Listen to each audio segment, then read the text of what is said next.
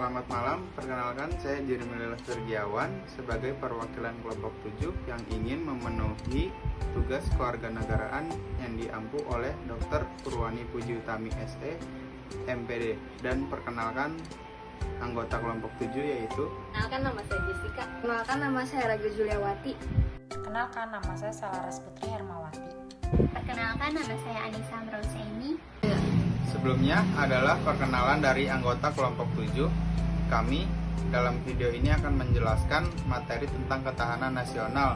Yang pertama, tentang pengertian ketahanan yang akan dijelaskan oleh Anissa. Saya Anissa Amrosaini. Di sini saya akan menjelaskan pengertian tentang ketahanan nasional. Pengertian ketahanan nasional yang kami ambil ada dari 3 konsep tahun yang berbeda, yaitu konsep tahun 1968, konsep dari tahun 1969, lalu yang ketiga konsep dari Jenderal Soeharto pada tahun 1975 dalam suatu upacara kenegaraan. Yang pertama adalah konsep tahun 1968. Ketahanan nasional adalah sebuah keuletan dan daya tahan kita dalam menghadapi segala macam kekuatan, baik yang berasal dari luar maupun dalam negeri, yang langsung maupun tidak langsung, pastinya akan membahayakan kelangsungan hidup bangsa dan negara Indonesia. Yang kedua adalah konsep dari tahun 1969. Ketahanan nasional adalah kondisi dinamis dari suatu bangsa yang berisi keuletan dan ketangguhan yang mengandung kemampuan dalam mengembangkan kekuatan nasional di dalam menghadapi segala macam tantangan, hambatan, dan gangguan yang datang dari luar maupun dalam negeri, yang langsung maupun tidak langsung, yang membahayakan integritas, identitas, kelangsungan hidup bangsa dan negara, serta perjuangan nasional. Lalu yang ketiga, dari pidato kenegaraan Presiden Republik Indonesia yaitu Jenderal Soeharto pada tahun 1975 mengatakan bahwa ketahanan nasional merupakan tingkat keadaan dan juga keuletan serta ketangguhan bahwa Indonesia dalam menghimpun dan juga mengarahkan kesungguhan kemampuan nasional yang ada, sehingga hal itu merupakan kekuatan nasional yang bisa dan mampu untuk menghadapi setiap ancaman dan tantangan terhadap keutuhan ataupun kepribadian bangsa, serta mempertahankan kehidupan serta kelangsungan cita-citanya. Sekian penjelasan dari saya tentang pengertian ketahanan nasional. Lalu selanjutnya akan dibawakan oleh teman saya, yaitu materi tentang ciri-ciri ketahanan nasional oleh Ragil Zuliawati. Terima kasih. Saya Ragil Zuliawati, saya akan membawakan ciri-ciri ketahanan nasional. Ciri-ciri ketahanan nasional adalah kondisi di mana hal itu menjadi prasyarat utama untuk negara berkembang. Hal ini difokuskan untuk mempertahankan kelangsungan hidup dan terus mengembangkan kehidupan. Tak hanya untuk mempertahankan saja, tapi juga untuk menghadapi dan mengatasi ancaman, tantangan, hambatan, dan juga gangguan. Baik itu yang berasal dari luar maupun yang berasal dari dalam. Entah itu secara langsung maupun tidak langsung. Jika didasarkan pada metode Astagrata, semua aspek kehidupan nasional digambarkan dalam sistematika Astagrata yang tersusun atas 3. 1 aspek alamiah, 2 trigatra yang meliputi geografi, kedudukan, kekayaan alam, dan 5 aspek sosial lain atau pancagrata yang meliputi politik, ideologi, ekonomi, dan sosial budaya, dan mempertahankan keamanan. Selanjutnya adalah Asas Ketahanan Nasional Indonesia. Asas Pertahanan Nasional Indonesia adalah kode etik yang didasarkan pada nilai-nilai hukum yang diatur dalam Pancasila, UUD 1945, dan Wawasan Nusantara yang terdiri atas. Yang pertama adalah asas kesejahteraan dan keamanan. Kesejahteraan dan keamanan merupakan kebutuhan dasar dan penting bagi manusia, secara individu maupun kelompok dalam masyarakat, bangsa, dan negara. Karena kesejahteraan dan keamanan menjadi prinsip dalam sistem kehidupan nasional dan nilai intrinsiknya. Untuk mencapai keamanan dan kemakmuran suatu negara, maka negara haruslah memiliki lembaga-lembaga keamanan dan kesejahteraan untuk memastikan keamanan nasional digunakan. Yang pertama, dengan menggunakan diplomasi untuk mengisolasi ancaman. Yang kedua, menggunakan kekuatan ekonomi untuk bekerja sama.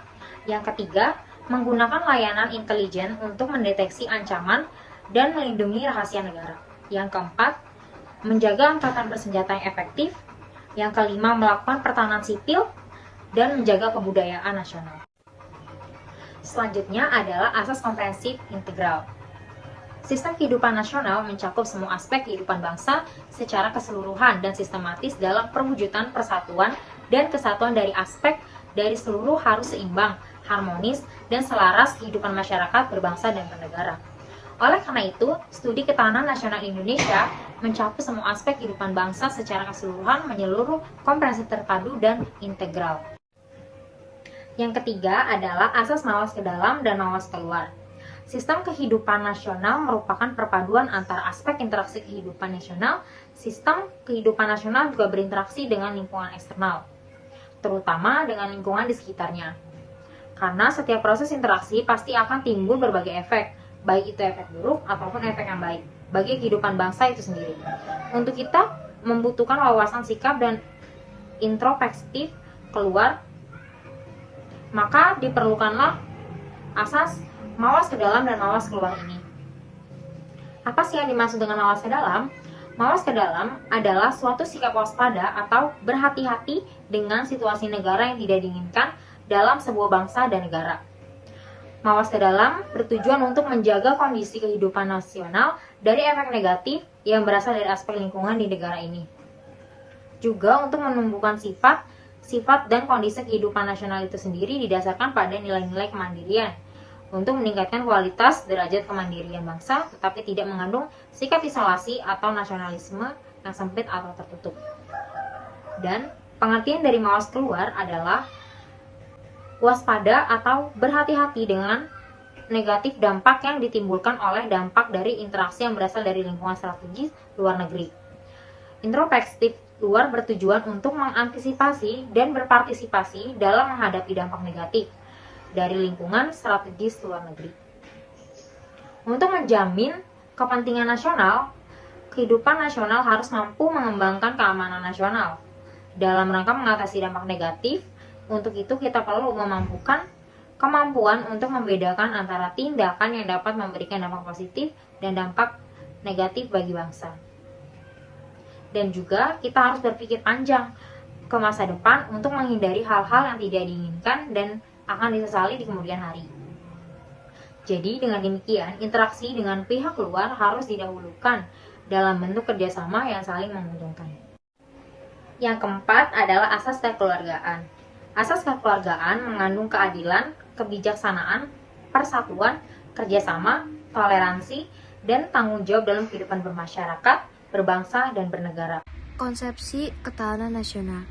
Konsepsi ketahanan nasional Indonesia merupakan pedoman saran untuk meningkatkan metode keuletan dan ketangguhan bangsa yang mengandung kemampuan dan mengembangkan kekuatan nasional dengan mendekatkan kesejahteraan dan keamanan. Tanpa kesejahteraan dan keamanan, sistem kehidupan nasional tidak akan dapat langsung karena pada dasarnya keduanya merupakan nilai instinktif yang ada dalam kehidupan nasional. Dalam kehidupan nasional, tingkat kesejahteraan dan keamanan nasional merupakan tolak ukur ketahanan nasional. Bentuk ancaman. Ancaman dari dalam negeri. Ada pemberontakan subversi yang berasal atau terbentuk dari masyarakat Indonesia, aksi teror, konflik, KKN, korupsi, kolusi, dan nepotisme. Ada kasus narkotika. Ancaman dari luar negeri, infiltrasi, subversi, intervensi dari kekuatan kolonialisme dan imperialisme, serta invasi dari darat, udara, dan laut oleh musuh dari luar negeri. Saya Jessica, saya di sini akan menjelaskan tentang sifat-sifat tanah. Pada dasarnya, tanah nasional atau ketahanan nasional memiliki beberapa sifat. Yang akan saya jelaskan di sini yaitu 5 sifat. Yang pertama, sifat manunggal. Setiap aspek kehidupan saling mempengaruhi dan saling berkaitan, sehingga dengan sendirinya terdapat hubungan interdependensi, dan korelasi. Dengan demikian, maka segenap aspek kehidupan nasional tersebut harus merupakan suatu kesatuan yang bulat, utuh sehingga mewujudkan suatu yang manunggal. Nah, yang kedua yaitu sifat mawas ke dalam. Mawas ke dalam berarti bahwa sesuatu bangsa harus lebih memperhatikan ke dalam dirinya daripada keluar. Karena ketahanan nasional terutama diarahkan kepada diri bangsa negara itu sendiri dengan tujuan mewujudkan hakikat dan sifat nasionalnya sendiri.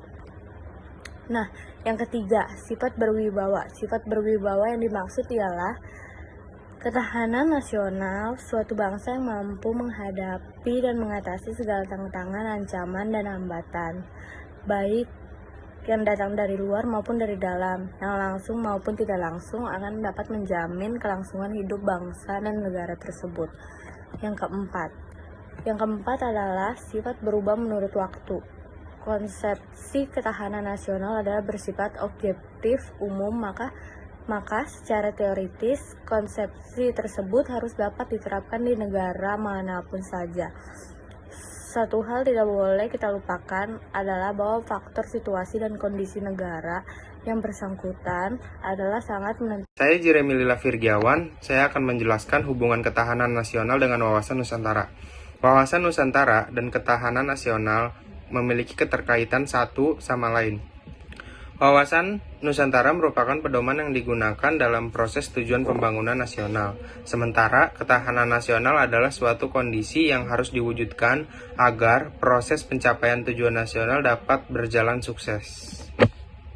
Sekian penjelasan materi dari kami kelompok 7 tentang ketahanan nasional. Kurang lebihnya mohon maaf. Selamat malam, terima kasih.